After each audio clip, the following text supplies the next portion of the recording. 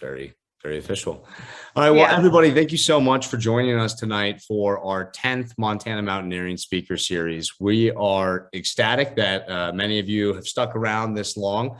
As you know, this is sponsored by Uphill Pursuits, and anybody who joins our speaker series is enrolled in a raffle for a $50 gift card at the end of tonight's speaker series. So, we're very happy you're here to join us. And, there is also some additional benefit to you if you invite some other friends, and, you can split that gift card with them.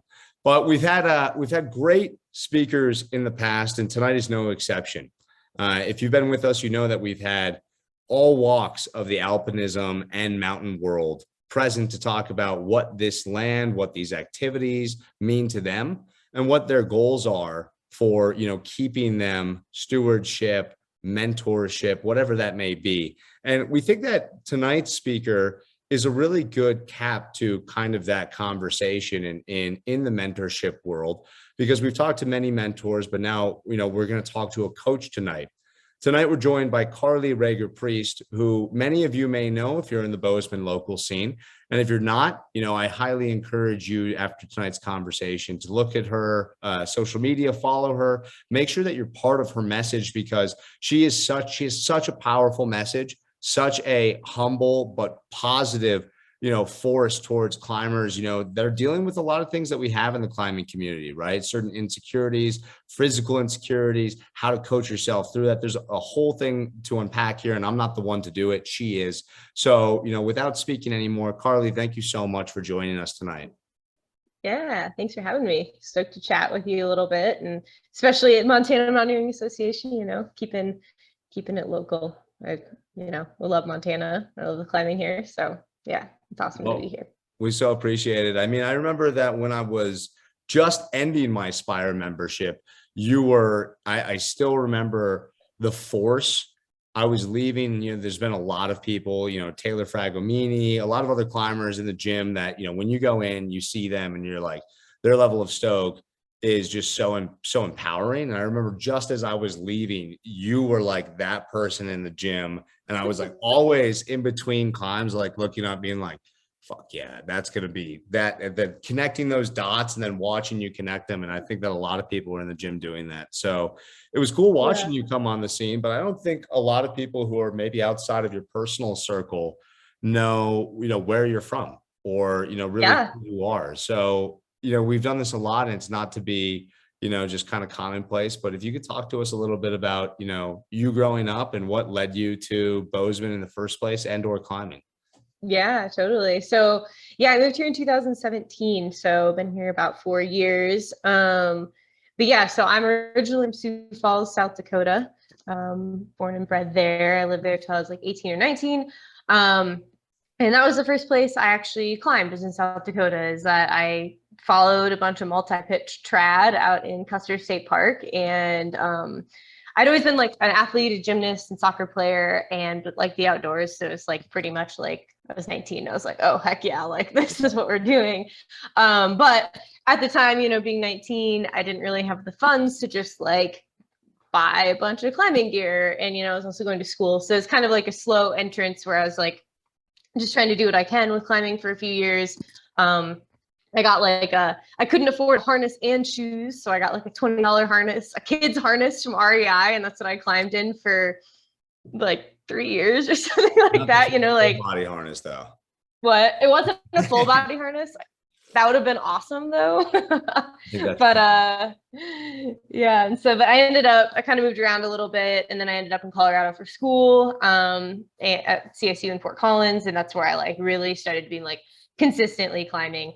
And that was a really big influence to me. So I was in engineering school and I was really stressed, and I did struggle with like some anxiety issues in grad school, and climbing was like this hour of every day where I could really feel like connected to my body and in my body, and sort of build this community that was outside of the engineering world. So it just became like very, very important to me throughout that time. And then but ended up in Bozeman in 2017, and I just kind of, continuing on that path, but in a different place. That's kind of where I came from, and, found a lot of great people in this community, and, just continued to grow as a climber, but then also kind of got to the point where it's like I had worked through a lot of things and wanted to give back. So I wanted to like start exploring that as well. And were you a member of a gym in Fort Collins? Like it was climbing that kind of focus there? Yeah, yeah. So it well, now Fort Collins has 3 climbing gyms, like No. very modern climbing gyms, you know, but yeah, it was interesting. I came into climbing for a long time. I didn't have a gym membership. I only climbed outside. And so kind of maybe different than with the masses now, it seems like there's a lot of really nice gyms, so you can start there and then move outdoors, where I was like only outside, and then eventually did kind of like join a gym because I was like feeling like I was stagnating and wanted to work on stuff. So yeah, the gym Miramont in Fort Collins was like, it was like not a climb, it was like a workout gym with like some bouldering, you know what I mean? That was like the gym scene back then. And so yeah, that's kind of, and I started progressing by having that tool available to me. And what were you climbing outside in Fort Collins? Did you guys ever go to Eldo, or like what were like some of your first notable like Yeah. climbs out in Colorado? Yeah. Yeah, actually, so I one of my really good friends from school introduced me to climbing, and then he took me on like, you know, some of my first multi pitches in El Dorado Canyon. Like some really fun memories about that. And then, but really the Poudre Canyon outside of Fort Collins, that was like, that's the spot. And so that was like a little bit of a different place than it was like Laramie and Fort Collins people. So it was pretty quiet and pretty chill. And that's like, you know, where I led like my first 511 and like, you know, led my first gear climb. And yeah, just lots and lots of fond memories there as I made climbing a bigger and bigger part of my life. Well, that'll be, have you revisited that place since those days? Haven't really, no. I'd That'll love be to a go cool back piece of though. nostalgia. Yeah, to go back and do some of that climbing, maybe just in the future years, having that as like some of your first triumphs. So when you moved to Bozeman, you mentioned, and I think a lot of people know this kind of like two brain mindset in climbing. And I think that it's because a lot of, great, trainers, right? A lot of the great training guides into modern alpinism and others, they kind of take two approaches, right? It's like either an artistic approach or a like hyper engineering approach. And I know of a lot of engineers who are extremely successful climbers because they're very mentally dialed into a number of things, or they can, turn their output into numbers that make sense to them to scale their training.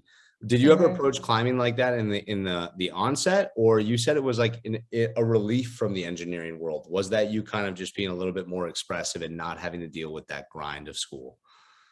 Yeah, I think initially it was more just like I just love doing this thing, and I have this gymnastics background, so like being in the air was already something that's comfortable for me, and it's just like a break. As I tried to get better at it, though, like I definitely, I went to engineering school for 6 years, so like my brain is dialed to be analytical. Like when I see any situation, I'm like, what are the variables? How are they related? And then like, how do we start to change stuff? So as I started to try to get better as an athlete, that's definitely kind of how I looked at it a little bit more.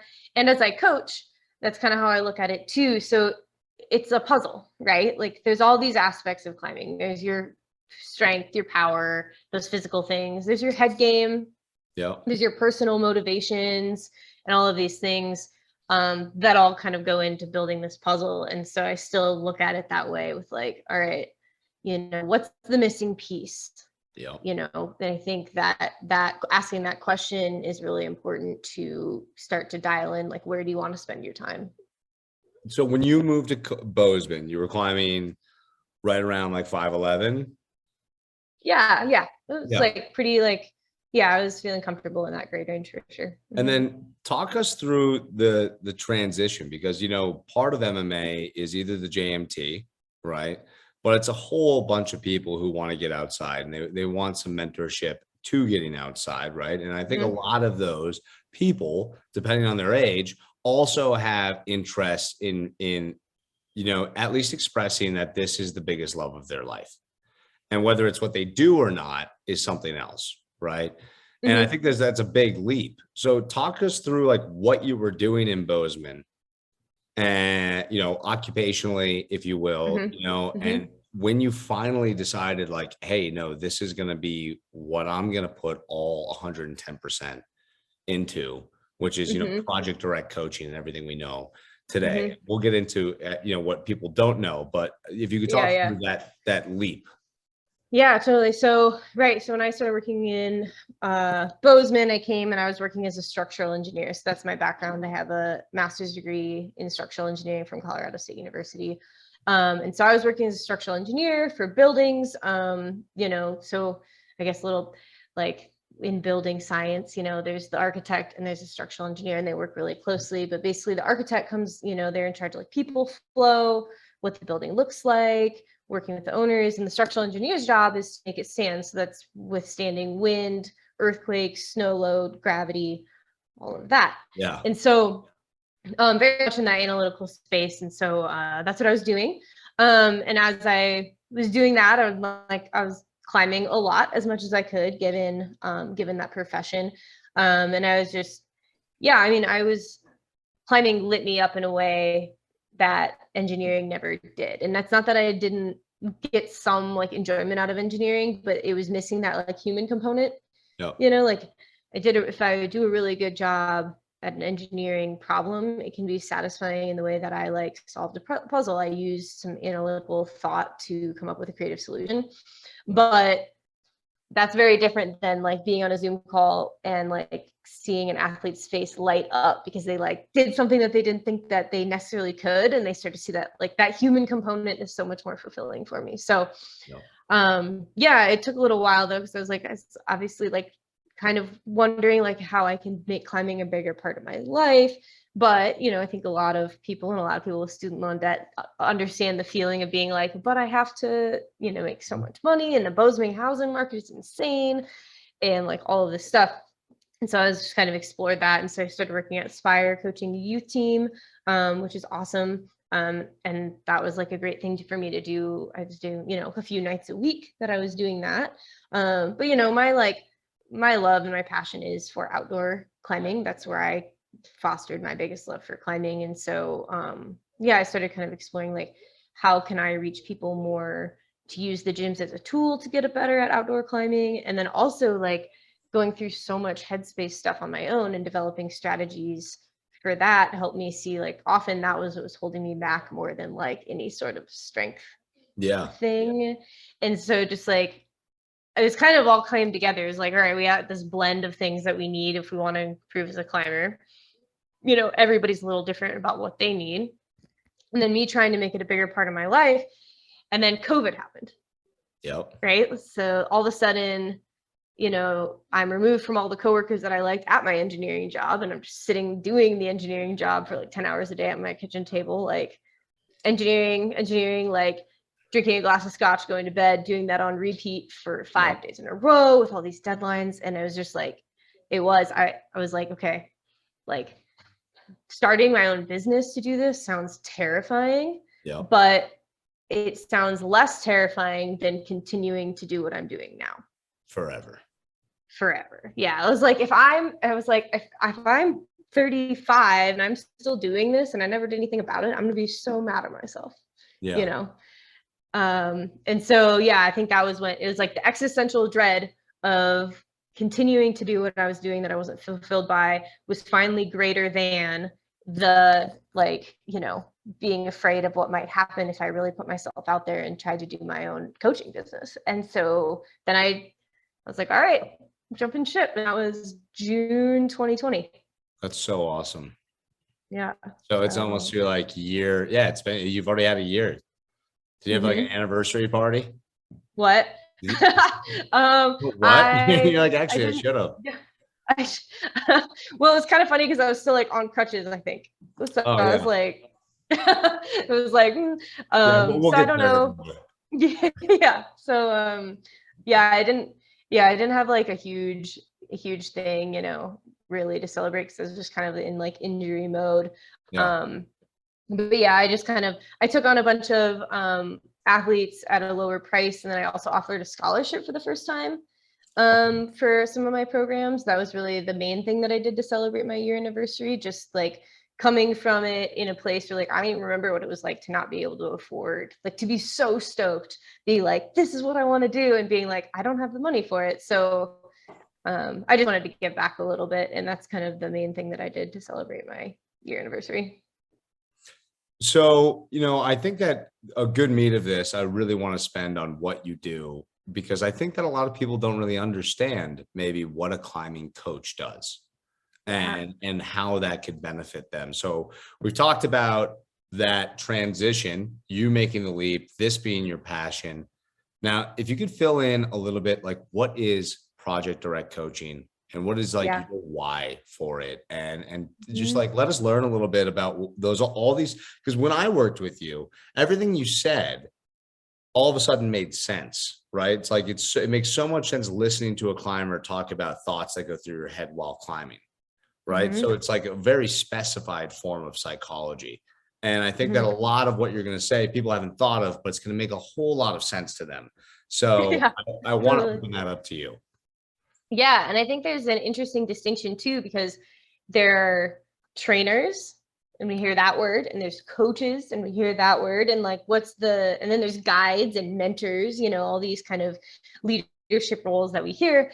And what exactly does it all mean? And so when do you bring it together? So basically, and I get this question a lot, so happy to answer it. I am a trainer. So I'm a certified personal trainer, and I work with people, some people only on training. So I write a training plan for them to address a specific physical limitation or weak link that they see in their climbing. So that is an aspect of Project Direct Coaching, is like a training plan throughout my own training and, the professional qualifications that I've gotten to get better at writing plans like that. That's a part of the business. That's part of what I do. Yeah. And that's awesome. And then there's also the mental side of what I do, and that becomes so important. And I think a lot of times when people start wanting to get better at climbing, they can just train up to a certain point. But I do not know one climber that hasn't at some point, when they're trying to move in some different realm or whatever, where the mental thing becomes really important. Yeah. And I think a lot of climbers like I was in my head, Yeah. or my head game was off, or whatever. I hear that a lot. And so I think there's this recognition of, yes, this is an important thing and we can struggle with it a little bit, but it's a much more nebulous problem than like moving a data point on a deadlift or on a hangboard, because there's so much more that goes into like what's going Yeah. on in your head game. And what people don't have, they recognize that it's important, but they don't have like, okay, but what are some steps to work on it? Right? Like 100%. like you see people that operate with really great head games, and like, but there's no like step-by-step guide with that. And it has a lot to do with habit formation. And so when I started working with people on this, like, came a lot from my own experiences and a lot from like reading about like sports psychology, habit formation, different things like that. And there's kind of this realization of like, there's all these great books that talk about this. It's not like it's a new subject. Arno has Rock Warrior's Way. There's like The Vertical Mind that was written by people that have PhDs in psychology, right? Like there's a lot of really good information out there. But that doesn't quite do it. Like if you read these books, you might have that information, but that's not changing your habits. Yeah. Changing your habits takes quite a bit longer, and it's like a slow cumulative thing that you can work on.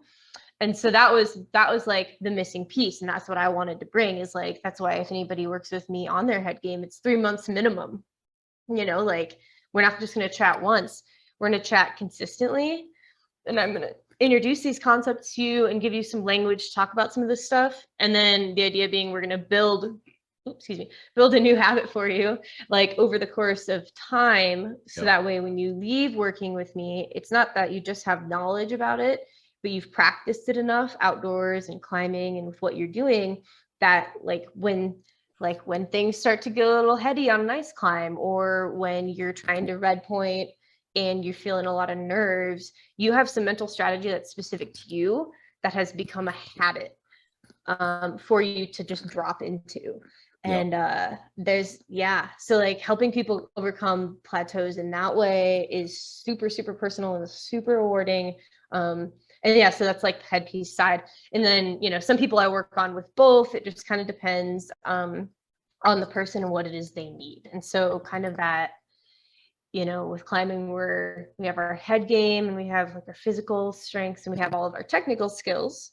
And, it's about like finding like, what do you need to work on? And often as climbers, we will cycle through that, like first you need finger strength, then you might need to get used to like falling again, and then you might need to learn how to crack climb or do a new skill or something. And so being with athletes as they cycle through their own weak links and coming up with ways to like improve them is kind of the idea. Like all of those angles need to come together to get a well-rounded athlete and climber. There's something really interesting. I mean, at least from my experience in other sports that I've played at like a high level,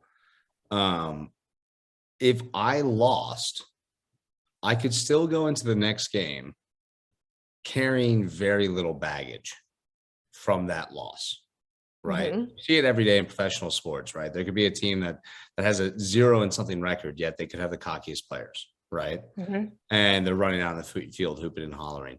But in climbing, at least in my experience, after I lost, or after I, fell 60 feet and broke my leg, Mm-hmm. I carried that into every next route, because it's like, you don't spend the risk to reward, like I feel like there's so much legitimizing that occurs of insecurities in climbing that it makes so much sense that you have to approach it as a trainer and a coach from those two, like from the Rubik's Cube kind of perspective to uncondition that human, because since whatever was bugging them and however many climbs they've done carrying that, they just legitimized every single time they were climbing with bad tools in their head, those fears, until you kind of provide them a new toolbox, for example.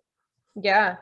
And so, like thinking about it and working at like, basically you had a traumatic experience and kind of like understand the difference between like a trauma response and just like a stressful response is something that's important. And so like, if you have like a football game or a soccer game or something like that, it might be stressful. I mean, you're definitely keyed up if it's like, games on the line or something like that.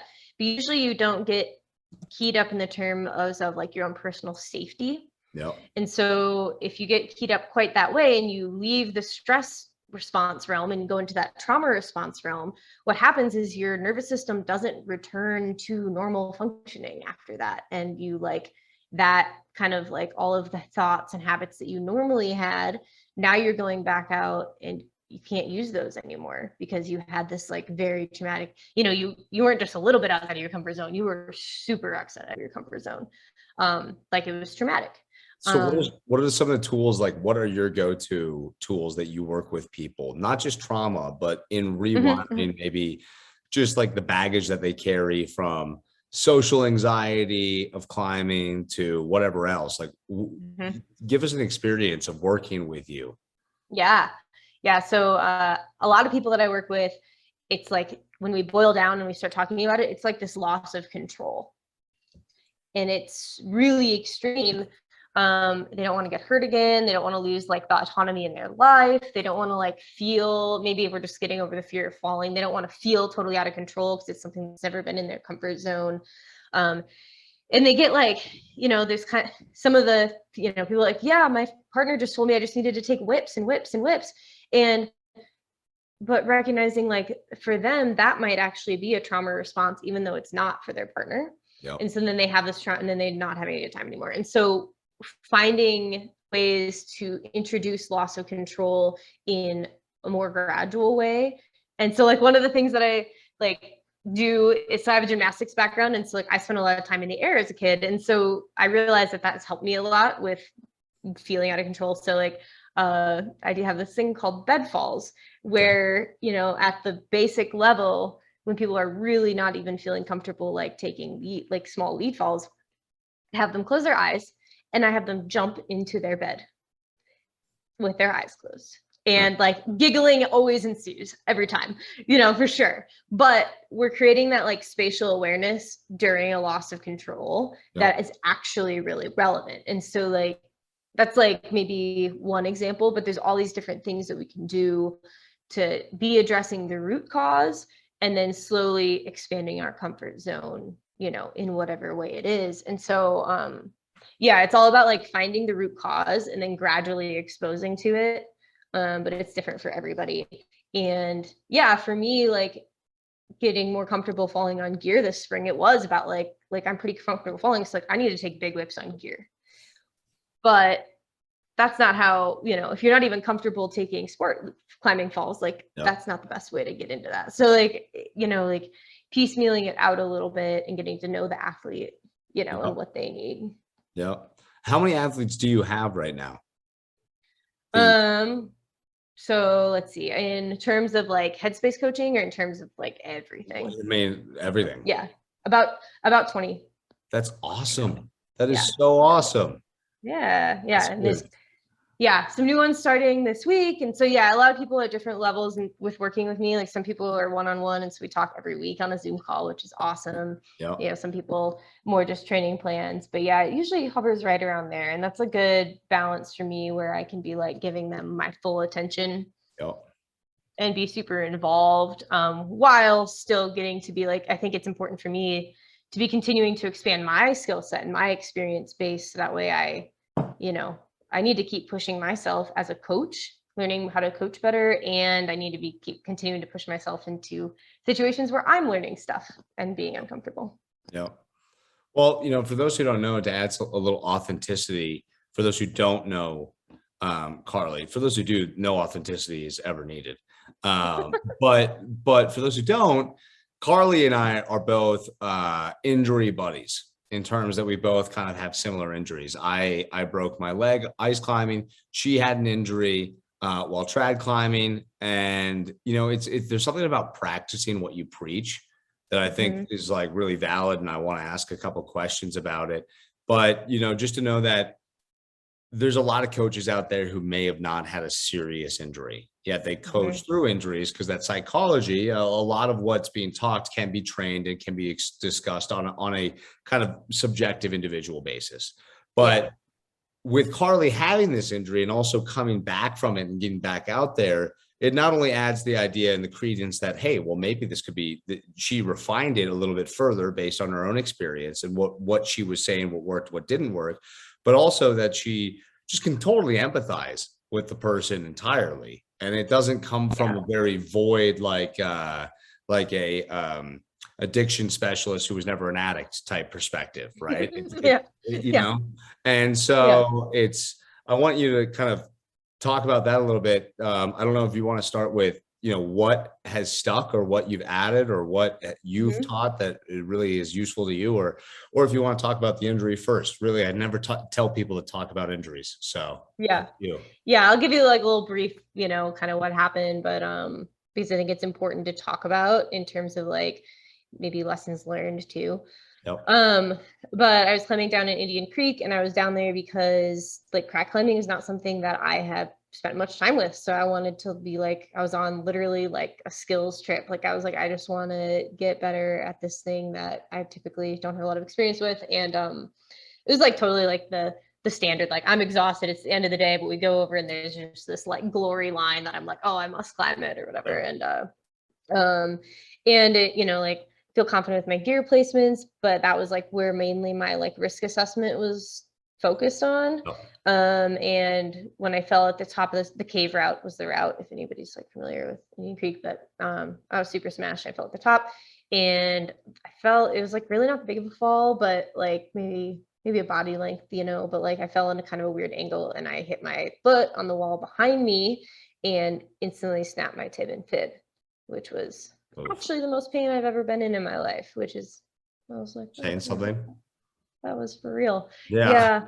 So that was kind of intense. And and so this is happening, and I actually, it's kind of interesting, like I do feel like all like the meditation and mindset work stuff that I do regularly allowed me to stay like quite conscious and like calm and problem solving during the whole like rescue effort.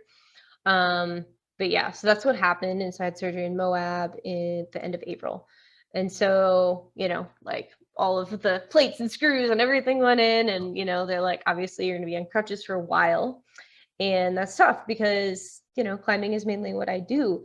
And so, I think anybody that any climber or athlete that becomes injured, you have to turn your attention to some other things, and that's fine.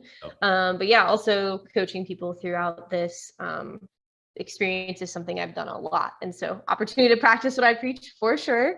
And one thing I always advocate for if somebody is injured, or if there's something that like prevents you from acting as you normally would, is like really trying your best to play the active role. Like this isn't happening to you, you're a part of the situation. So like maybe you have a single limb injury like I did.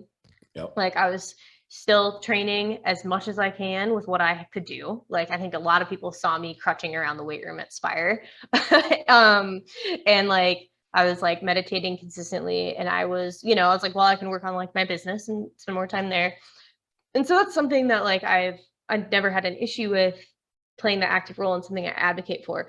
But one thing that I think I learned as a coach and as somebody that's going through this is like playing the active role in the situation while also allowing yourself to feel sad or frustrated or bummed aren't actually mutually exclusive. Like both of these things can be happening at the same time. And I know like I harp on like, what can you do? It's always what I ask my athletes is like, what can you do in this situation to, improve your chances or still improve as an athlete?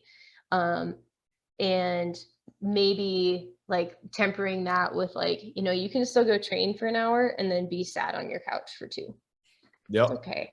It's okay. Yeah, that's okay. Because I definitely had that. I mean, and like a lot of people that I talked to during that time period know, like, and I was pretty open with it, like there's some really good days, but there are definitely some days where I was just really bummed. And I was like, well, I'm going to eat some ice cream and just be sad about it. And like, I'm not going to be like mad at myself for that either, but like, so yeah, those two experiences can exist in the same day while you're moving through this. That's okay. That's kind of like a big takeaway that I have from this experience. Doesn't mean that I want to spend a week doing that, but I can be sad. That's fine. Let that move through you. And for those who weren't here in the beginning, Carly got 2 of her screws out today. So huge deal. I have all my screws in, and I have some serious screw envy. I felt, does it kind of like, you're probably going to tell me it feels like getting your braces off, and then I'm going to get a new doctor and I'm going to be like, take it all out. Take it out. Yeah.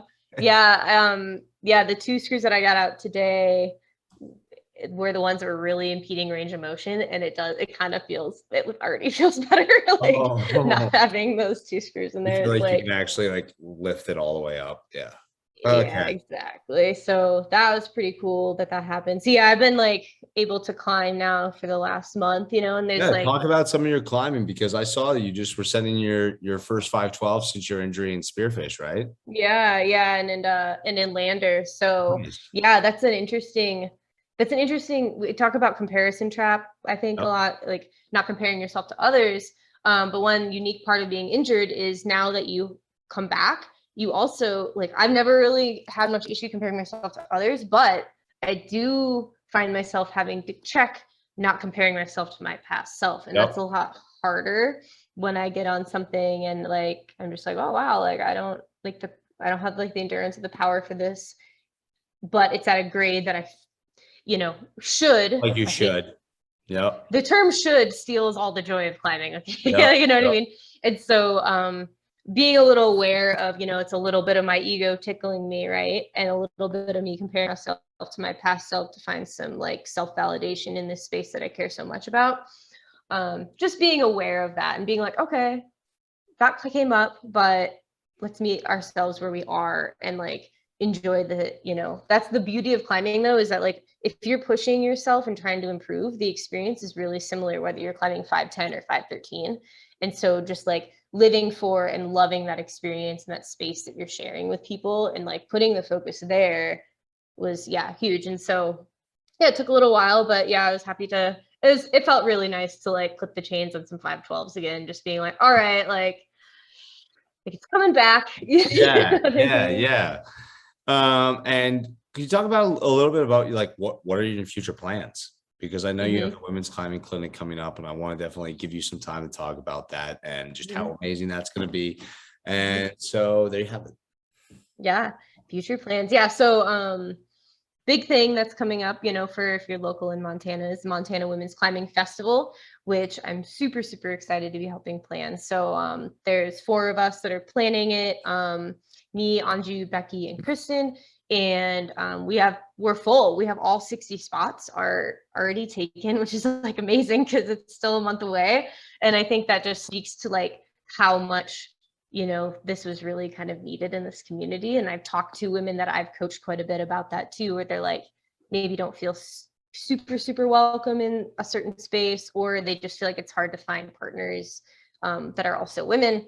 And so bringing that to the community is going to be super awesome. So that's September 10th through the 12th. That's at Hellgate Gulch. So there is a wait list. So if you're like just hearing about this now, you can get on the wait list, and if spots open up, we can let you in.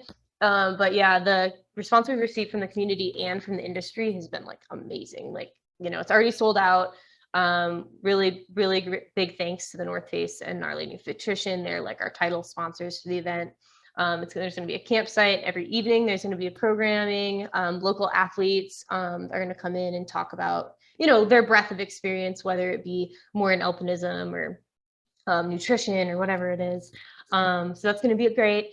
And then we're going to do clinics too. So if you are intending to come for that, if you already signed up, like I'm giving a clinic out there on, I think we have 4 clinics. We're doing fear of falling, climbing movement, gym to crag. So there's like some really great topics that are going to be covered out there. So yeah, it's just an opportunity to bring everybody together in a state that is so spread out. That's just the nature of the geography of Montana, into like this event for women, so we can kind of feel like we have that space in that community. So yeah, super excited about that. So that's going on. And then starting to also in year 2 of Project Direct, continue what I'm doing. But, I love coaching people outside, like being spearfish with alpha climbing was great.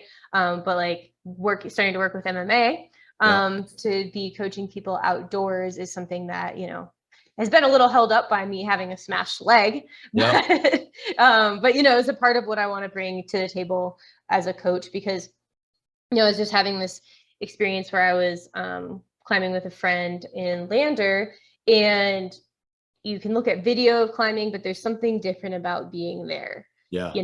Me putting my hands on the moves, me pulling the moves, seeing that like, oh, like breath work is a huge thing on this climb. Like, let's introduce that. And I'll kind of like show you and give you some tips there. So like all of that in-person stuff, sometimes we can really add a lot. And I just feel like I'm kind of an empathetic person. So like, you can usually tell if the athlete's pretty nervous before the red point burn, and we can like do the YMCA or like, just like break it up a little bit. And so, yeah, I'm really excited to start, entering into the realm of outdoor coaching, really like focusing though on like single pitch sport climbing. That's where my breadth of experience is, where I feel like I'm the most effective as a coach. So that's where that will be. So yeah, the Montana Women's Climbing Festival is coming up, outdoor coaching from me. Yeah, continuing to, make my ankle better. That's kind of like what's on the docket. I love it. I love it.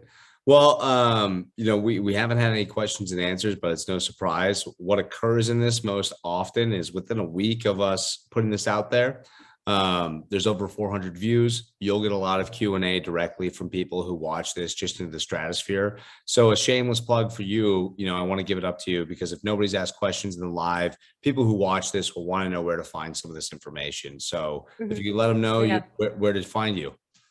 Yeah, totally.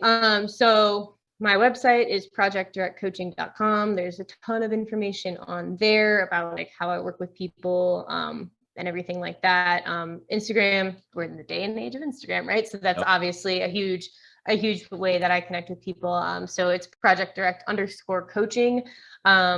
Just reach out to me if you have any questions. Like I'm a very friendly person. I love chatting with you. Like, I think sometimes there's like a little bit of like, oh, should I reach out, or like, do they want to talk to me? And like, yeah, I definitely do. I definitely want to talk with you, because like climbing is this amazing, amazing place. And like, if I can honor it by helping you move through it, or just like feel like you're a part of this bigger community, then I I will love to do that. So yeah, reach out, say hey, I'd love to meet you. Or if you're out climbing and you see me, definitely. I know many of us in Montana, but there's constantly people moving here and get like finding climbing. So yeah, just say hi. Absolutely. Well, everyone, thank you so much for joining us tonight. And we do not have another month planned right now. We have a couple athletes that are actually out in the field that we do have kind of on the docket to schedule. Some in Asia, some in South America, and some that just got back from Alaska. So we'll let you know about those dates, but we're really excited for those conversations. We're so thankful for Carly to be able to join us tonight. Please check out Project Direct Coaching. As I said, the amount of free kind of just things that make so much sense that she posts and just kind of make your mind, roll after you just got off a pitch and you encountered that exact kind of attribute in yourself is really, really valuable in and of itself. So we encourage you to do that. For anybody who's watching, as you know, Montana Mountaineering Association is a nonprofit. We have the junior mountaineering team that we mentor. Those applications are currently open to anybody who's applying to the junior mountaineering team. Those will be closing soon. And applications for the grant money for the Inga Perkins grant towards the Inga Perkins Memorial Grant towards a MMA junior mountaineering team position is also open. So please fill those out if you're looking forward to it. And if you're much older than that, please know that these are the kind of outstanding organizations and programs that we have running for youth in this community, and know that, your donations go the distance with us. We run a very tight ship and a very thin ship in terms of, if any of us get anything, which is not the case. And so please, send some extra your way if you have it, to know that we're definitely training and mentoring youth to be safer in the mountains, to be better stewards of the land, and to be better community members, taking what they've learned out there to their interactions interpersonally in society. So, Carly, thank you so much for tonight. I so Thanks for having appreciate me on. Sorry for the delay, and I can't wait to talk to you soon and see you at the Crag soon, and chat soon. Sounds good. See you. Thank you, everyone.